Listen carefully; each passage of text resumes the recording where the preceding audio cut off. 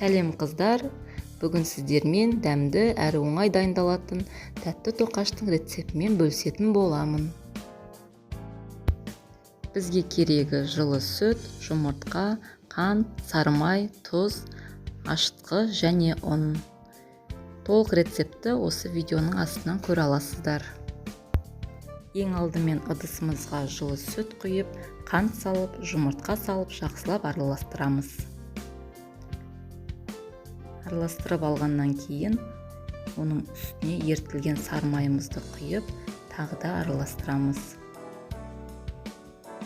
Одан кейін тұз бен ашытқымызды салып, жақсылап араластырып аламыз.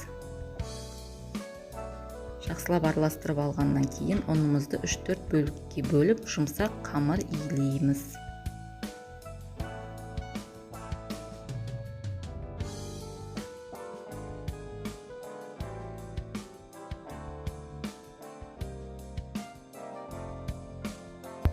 Міне бізде осындай жұмсақ қамыр шықты.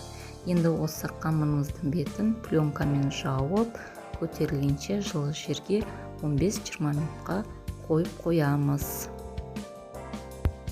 Қыздар, қамырымыз дайын, осындай әдемі, жұмсақ болып ойдағыдай көтерілді.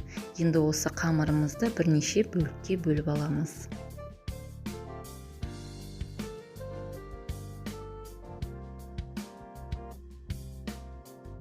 Міне мен осындай бірнеше бөліктерге бірдей етіп бөліп алдым. Енді осыны шетінен оқтаумен жайып, әртүрлі тоқаштар жасаймыз.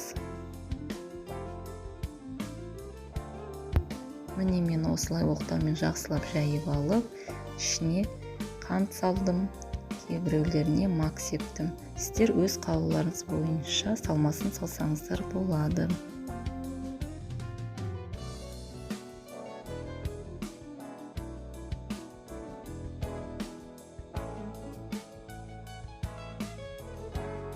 Міне осындай дайын болған тоқаштарымызды пергамент қағаздың үстіне тізіп, бетіне жұмыртқаның сарысын жағып, пеште 180 градуста 30 минутта пісіріп аламыз.